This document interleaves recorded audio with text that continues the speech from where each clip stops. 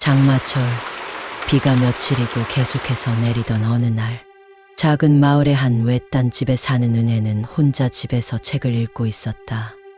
비가 창문을 두드리는 소리가 은은하게 들리는 가운데 그녀는 소설에 몰두하고 있었다.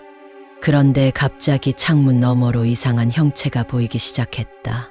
처음에는 빗물 때문에 생긴 착시 현상이라고 생각했지만 형체는 점점 더 선명해졌다. 그것은 창문 밖에서 은혜를 응시하고 있는 사람의 얼굴이었다. 놀란 은혜는 얼른 창문으로 다가가 확인했지만 아무도 없었다. 단지 빗방울만이 창문을 타고 흘러내릴 뿐이었다.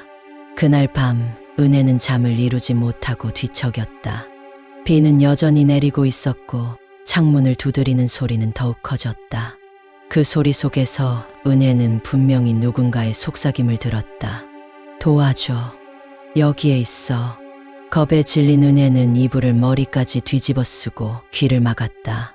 하지만 소리는 사라지지 않고 점점 더 가까워지는 듯했다. 다음 날 은혜는 마을 사람들에게 그 이야기를 털어놓았다. 마을 사람들은 모두 걱정스러운 표정을 지으며 오래전 이 집에 살던 가족의 이야기를 해주었다. 그 가족은 장마철에 집안에서 모두 실종되었고 이후로 그 집은 비가 올 때마다 이상한 소리가 들린다는 소문이 돌았다. 은혜는 이 이야기를 듣고 집을 떠날 결심을 했다. 하지만 짐을 싸는 동안에도 창문 너머로 느껴지는 시선과 속삭임은 사라지지 않았다. 마침내 떠날 준비를 마치고 문을 나서려는 순간 그녀는 창문 너머에서 어린아이의 얼굴을 보았다. 그 아이는 눈물로 얼룩진 얼굴로 은혜를 바라보며 손을 내밀고 있었다. 도와줘. 엄마가, 아빠가. 은혜는 두려움에 휩싸였지만 동시에 그 아이를 도와주고 싶은 마음이 들었다.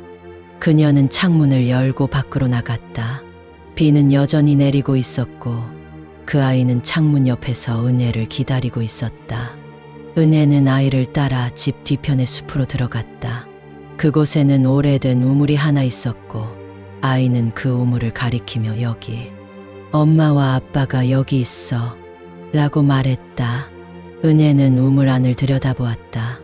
어둠 속에서 무언가가 움직이는 것이 보였고 그녀는 그곳에서 한 뭉탱이 머리카락을 발견했다.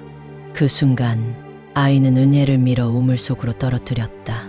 차가운 물 속에서 은혜는 몸부림쳤지만 그곳에서 수많은 손이 그녀를 끌어내렸다. 은혜는 그 자리에서 사라졌고 시커먼 물의 우물은 다시 고요해졌다. 며칠 후 마을 사람들은 은혜가 사라진 것을 알게 되었고 그녀의 집을 조사하러 갔다. 하지만 집 안에는 아무런 흔적도 없었고 단지 창문에는 도와줘 라는 글씨가 빗물로 적혀 있을 뿐이었다.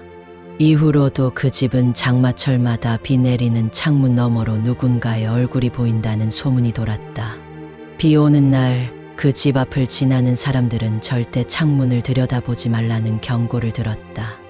만약 창문 너머로 누군가의 얼굴을 보게 된다면 그날 밤은 절대 무사하지 못할 것이라고 한다.